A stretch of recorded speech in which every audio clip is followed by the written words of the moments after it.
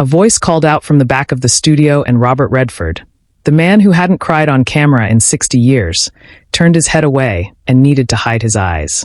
It was October 2018. The Tonight Show starring Jimmy Fallon. Studio 6A at Rockefeller Center in New York City. Another Wednesday night. Another celebrity interview. Another chance for America to see one of Hollywood's most legendary actors promote his latest film. Robert Redford sat in the guest chair looking exactly like Robert Redford should look. 82 years old, but still impossibly handsome. White hair perfectly styled.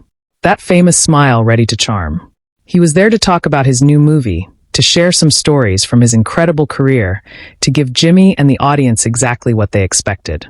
Professional, polished, the Sundance Kid himself still cool after all these years. Jimmy was in the middle of asking about Redford's early days in Hollywood. So, you moved to New York in 1958, right? What was that like being a young actor trying to make it? Robert leaned back in his chair, that familiar relaxed posture. It was terrifying and exhilarating at the same time. I was 21, didn't know anyone, had about $40 to my name. I slept on couches, took any acting job I could find, studied at the American Academy of Dramatic Arts. He was in the middle of his answer, smooth, practiced, the kind of story he told many times, when it happened. A voice from the back of the studio, female, older, shaking slightly but determined. Bobby. Not Robert. Not Mr. Redford. Bobby. The name only one person in the world had ever called him. Robert Redford stopped mid-sentence. His body went rigid. His head turned sharply toward the studio entrance, away from Jimmy, away from the cameras. His hand came up slowly, covering the lower half of his face, then his eyes. The audience fell silent. Jimmy's smile froze. The Roots stopped their subtle background music. Jimmy stopped mid-question. The entire studio froze. Jimmy looked from Robert to the back of the studio, trying to understand what was happening. Robert, is everything okay? Robert didn't answer. His hand was still covering his eyes. His jaw was clenched tight. His legendary composure, the cool detachment that had defined his screen presence for 6 decades, was completely shattered. A woman emerged from the standing area near the studio entrance. She was in her early 80s, white hair pulled back in a simple bun, wearing a modest dress and cardigan. Studio security had her gently by the arm, uncertain whether to escort her out or let her speak. She took one step forward. Bobby, it's me. It's Sarah. Robert's shoulders shook. Just once. A small involuntary movement that the cameras caught perfectly. Jimmy stood up from his desk, not the casual standing he did for comedy bits. This was urgent, protective. Hold on, do you know this person? Robert finally lowered his hand from his face. His eyes were red. When he spoke, his voice was rough, barely controlled. Yes, I know her. He stood up from the guest chair, his movement slow, like a man in a dream. He turned to face the woman fully. Sarah, he said, and the word came out like a prayer. Jimmy looked between them, then at his producers, then at the audience. Every instinct told him to cut to commercial, but something in Robert's face stopped him. Do you want us to stop filming? Jimmy asked quietly. No, Robert said. She came here for a reason. Let her speak. To understand what happened next, you need to understand what happened in 1958. Robert Redford wasn't always Robert Redford. In 1958, he was Bobby, a 21-year-old kid from California who came to New York City with dreams of becoming an actor and no idea how to make that happen. He was broke. He was scared. He was sleeping on a friend's couch in a tiny apartment in Hell's Kitchen and auditioning for everything. Plays, commercials, anything. One afternoon in November, he was walking through Central Park running lines for an audition when he saw a young woman sitting alone on a bench crying. She was maybe 19 or 20, wearing a waitress uniform under her coat, her face in her hands, shoulders shaking with quiet sobs. Bobby had been taught to mind his own business in New York, but something about the way she was crying made him stop. Hey, he said, sitting down on the other end of the bench, giving her space. I don't mean to intrude, but are you okay? She looked up, startled, wiping her eyes quickly. I'm fine. Sorry. I'm fine. You don't look fine. She laughed, a bitter, broken sound. No, I guess I don't. Her name was Sarah Mitchell. She'd come to New York from a small town in Ohio 3 months earlier, running from a bad situation at home. She'd gotten a job waiting tables at a diner in Midtown. She'd found a room in a boarding house with 5 other girls. She'd been trying to build a life. That morning, she'd been fired from the diner. The manager said she was too slow, too distracted, not cut out for the pace of New York service. She had $47 to her name and rent due in 5 days. Bobby listened to her story, and when she finished, he said something that surprised both of them. "I have an audition tomorrow for a play. They're also casting for a small female role. Come with me. I'm not an actress. Neither am I really. I'm just a kid pretending I know what I'm doing. But you need a job, and I know the assistant director. Come to the audition. What's the worst that can happen?" Sarah went to the audition. She didn't get the role, but the assistant director knew someone who ran a better diner, one that treated their staff well and paid better. Sarah got hired the next day. For the next 8 months, Bobby and Sarah were inseparable. Not romantically, it was never romantic. It was something deeper than that. There were 2 scared kids in a massive city, helping each other survive.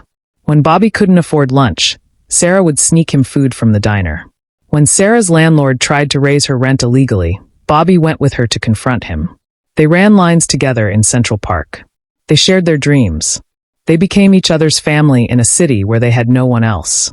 "You're going to make it," Sarah would tell him when he came back from failed auditions, defeated and ready to give up. "I can see it, Bobby. You have something special. Don't quit. You're going to make it, too," he'd tell her when she talked about her dreams of maybe going to college someday, of becoming a teacher.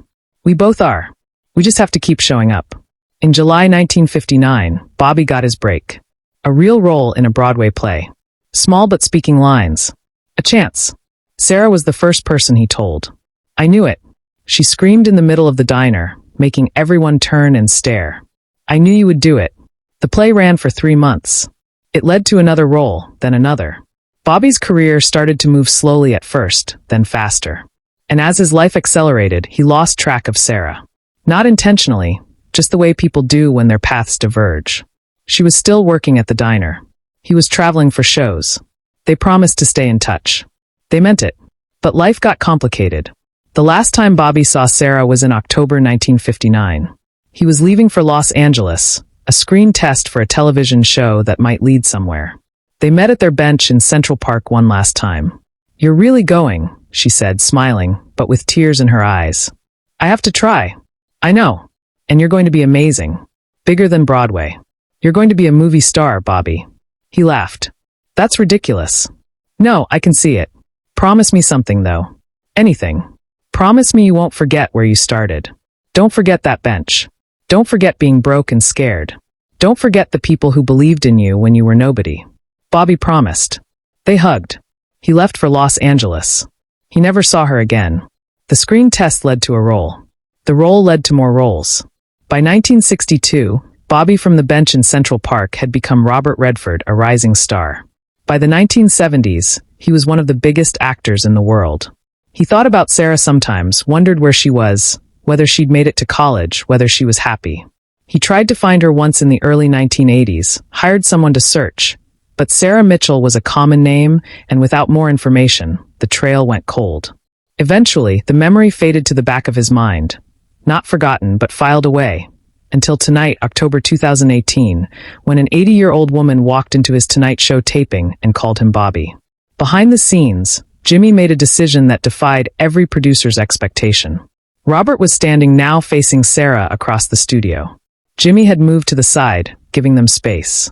"How did you?" Robert's voice cracked. He cleared his throat. "How did you find me?" Sarah smiled, that same warm smile from 60 years ago, just older now. "I've always known where you were, Bobby. I've watched every movie. Seen you at award shows. I read about Sundance. I've followed your whole career. Then why didn't you reach out?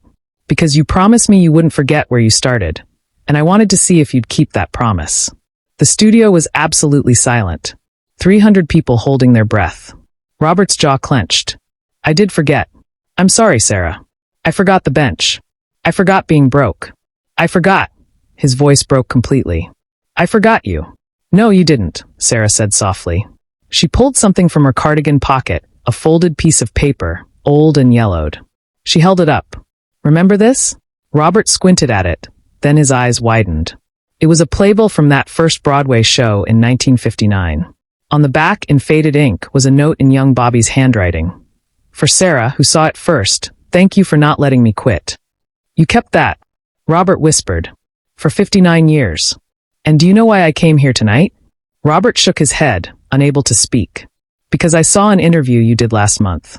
The reporter asked who influenced your career the most. You named directors, actors, your teacher, all true. But I wanted you to remember someone else. Someone who believed in you before any of them. The studio remained silent. Then Robert crossed the studio floor to Jimmy's desk. He opened the bottom drawer and took out one of Jimmy's signature thank you cards. May I? He asked. Jimmy nodded. Robert wrote quickly, then walked to Sarah and handed it to her. She read aloud. For Sarah, who saw it first, who believed when no one else did, who I should never have forgotten. I'm sorry it took 60 years to say thank you again. Bobby. The audience erupted into a standing ovation. Jimmy was crying openly. The Roots stood emotional. Robert embraced Sarah, not hiding his tears this time. After the show, Robert asked Sarah to join him for dinner. They talked for 4 hours, filling in 60 years of life. Sarah had become a teacher, just as she dreamed. She married, raised 2 children, and retired in New Jersey. Robert attended her 80th birthday party 3 months later and gave a toast about the bench in Central Park and the girl who wouldn't let him quit.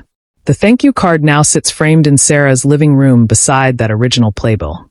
Robert Redford never forgot again.